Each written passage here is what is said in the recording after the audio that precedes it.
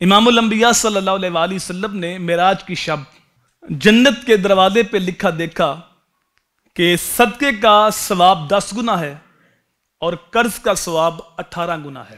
تو جبریل علیہ السلام سے حضور نے پوچھا کہ جبریل، یہ قرض کا ثواب جو ہے وہ صدقے سے زیادہ کیوں ہے؟ تو جبریل علیہ السلام نے عرض کی، یا رسول اللہ، جو سائل ہوتا ہے اس کے پاس مال ہوتا ہے پھر بھی مانگتا ہے تو اس کو صدقہ دیا جاتا ہے، اور جو قرضہ مانگتا ہے وہ مجبور ہو کے قرضہ مانگتا ہے، اس کے پاس مال نہیں ہوتا اس لیے قرضہ مانگتا ہے۔ خیر، آج تو جو قرضہ مانگنے والے ان کی بھی کئی قسمیں ہیں، کچھ مجبوراً قرضہ مانگتے ہیں، کچھ سہولت کے لیے قرضہ مانگتے ہیں۔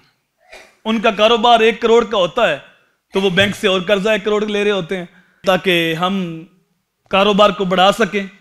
تو یہ جو قرضہ ہے یہ ضرورت کا نہیں ہے، یہ سہولت کے لیے ہے اور اپنے ارد گرد سہولیات کا حصار تننے کے لیے، مال کو جمع کرنے کے لیے۔ اور اب جو قرضہ دینے والے ہیں وہ بھی ہر چیز کو دنیاوی نقطہ نظر سے دیکھتے ہیں۔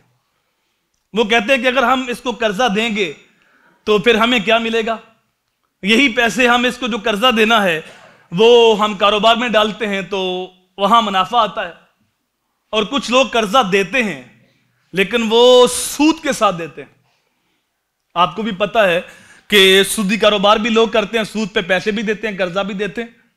تو آدمی مال اکٹھا کرتا ہے، کہتا ہے میرا مال میرا مال۔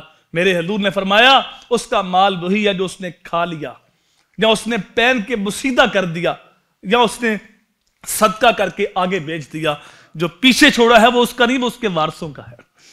تو رسول کریم صلی اللہ علیہ وآلہ وسلم نے معراج کی رات دیکھا کہ صدقے کا جو ثواب ہے وہ 10 گنا ہے اور قرض کا جو ثواب ہے وہ 18 گنا ہے۔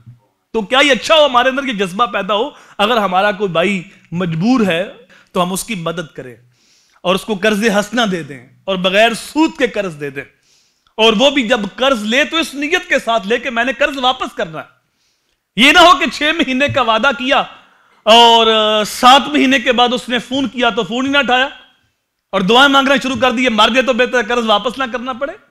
تو قرض لینے والا بھی اس نیت کے ساتھ لے کہ میں اس کو واپس کروں گا،